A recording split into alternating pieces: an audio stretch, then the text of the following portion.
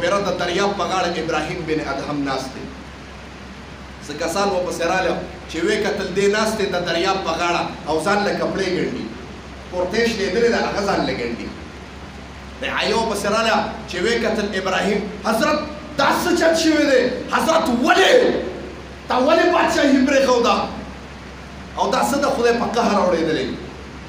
دی ورته وایي ابراهیم بن ادهم وایي ما ته چې نن کومه بادشاهي میلو ده قسم دی دا بادشاهي یو تخت نه په زرګونو تختونو باندې نه ورکوم.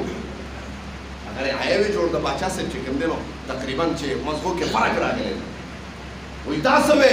وایي دا د آرام زندګي پرېښې ده، ریخم والا بستره دې پرېښې ده، وینځې غلامان دې پرېښې دي، خپل اهل او بچي دې پرېښې دي، راغلی د دریاب په غاړه ناست دی، ځان له په شګو کې خپله کورته ګڼې او دا اواز کوي چې دې نه بادشاهي داسې بادشاهي په زرو تختونه نه ورکوم. حضرت دماغو کې دې فرق راغلی دی.